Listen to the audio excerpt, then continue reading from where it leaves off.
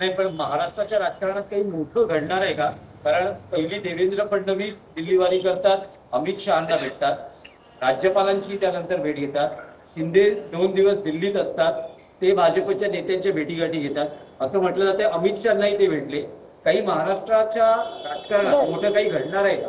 मंत्र्यांचे राजीनामेच होते का मंत्र्यांना जावं लागेल, मंत्रिमंडळामध्ये रिशफल होईल, यापेक्षा वेगळं घडण्याची मला काही आवश्यकता वाटत नाही. बाकी पाहू काय होत आहे, तुम्हाला सप्टेंबर पर्यंत कळेलच. सबसे पहिले मी दावा करत नाही, मी सांगतो आहे.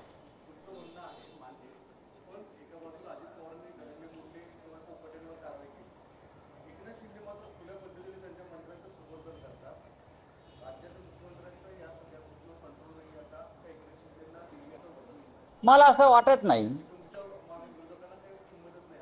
मी असं समजतच नाही. बघा, संसदीय लोकशाहीमध्ये विरोधी पक्षाचा आवाज अत्यंत महत्त्वाचा आवाज असतो.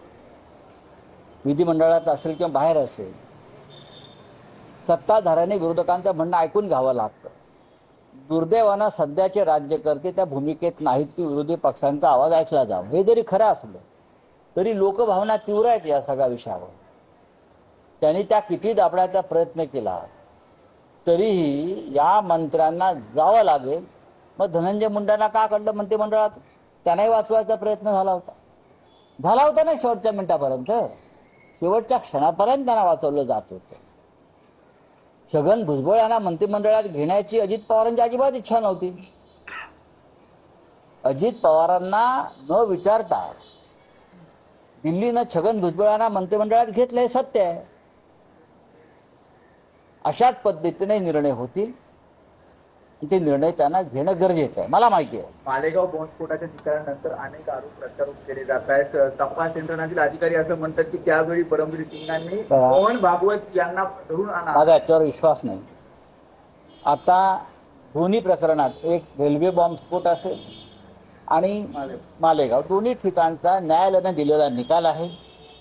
तो निकाल स्वीकारला पाहिजे. आता या क्षणी ज्या कोणाला त्याविरुद्ध वरच्या कोर्टात जायचं आहे त्यांच्यासाठी न्यायालयाचे दरवाजे उघडे आहेत. आता कोण काय म्हणते त्यानंतर त्याच्यावरती आपण चर्चा करणं थांबवायला पाहिजे.